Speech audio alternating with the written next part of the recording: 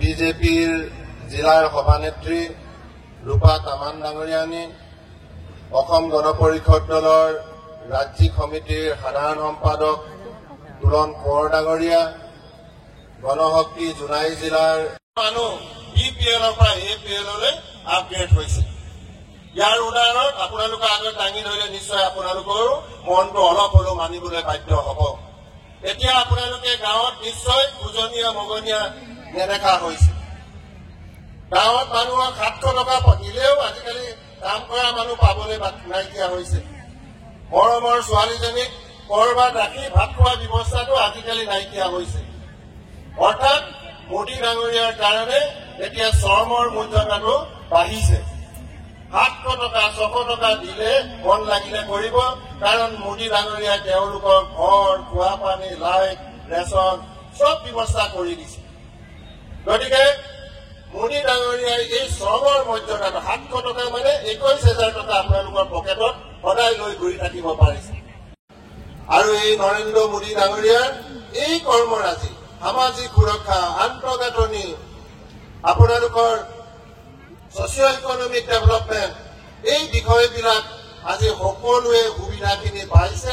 আৰু আমি সেইকাৰণে মোদী ডাঙৰীয়াক লৈ এই নিৰ্বাচনটোত আমি অৱতীৰ্ণ হৈছো। আৰু উন্নয়নৰ কাৰণে এই নিৰ্বাচনটো সকলোৱে অংশগ্ৰহণ কৰিছে। মই জোনাইবাসীকো এই উন্নয়নক লৈ আপোনালোকেও নিৰ্বাচনত অংশগ্ৰহণ কৰিবৰ কাৰণে মই অনুৰোধ জনাইছো। এতিয়া বিৰোধী দলৰ তেওঁলোকৰ এটা শ্লোগান আছিলে, লাষ্ট 2 বছৰ আমি শুনি আছিলো যে বিৰোধী এক হৈ পিনে যুঁজিব। একটো হ'ব নোৱাৰিলে প্ৰতিটো জেগাতে 8জন 9জন কেণ্ডিডেট তেওঁলোকে আজি দিছে। আমাৰ লখিমপুৰ লোকসভা সমষ্টিটো কংগ্ৰেছৰে 2জন, তৃণমূল কংগ্ৰেছৰ 1জন, বাওঁপন্থী 2জন, আৰু কি পাৰ্টি উঠিছে মই গোটেইখিনি নাম নাজানো। গতিকে তেওঁলোকে আজি একতাৰে নিৰ্বাচনটো অংশগ্ৰহণ কৰিব পৰা নাই। আৰু তাতোতকৈ ডাঙৰ কথাটো হৈছে একেবাৰে গণবিচ্ছিন্ন হৈছে। গণবিচ্ছিন্ন পাৰ্টীয়ে কেতিয়াও আপোনালোকক উন্নয়ন সাধি দিব নোৱাৰে। আজি কংগ্ৰেছ দলৰ প্ৰেচিডেণ্টে কবিতা লিখিবলৈ সময় পাইছে, তেওঁ নাম গাবলৈ সময় পাইছে। কেতিয়াবা আমাৰ মুখ্যমন্ত্ৰীৰ ওপৰত কবিতা লিখে আৰু টিভি আগত বহুকেইটাত কয় যে এই বিজেপি পাৰ্টীয়ে অকল হিতাধিকাৰী বনাই আছে। এতিয়া আপোনালোকে কওক, বাকী থকা ঘৰখিনি লাগে নে নালাগে আপোনালোকে নিজেই কওক। অৰুণোদয়খিনি লাগে নে নালাগে আপোনালোকে কওক। সহজতে বেংকত গলে লোনটো পায়, সেইটো লাগে নে নালাগে আপোনালোকে কওক। আজি মতা মানুহখিনি KCC লোনটো লাগে নে নালাগে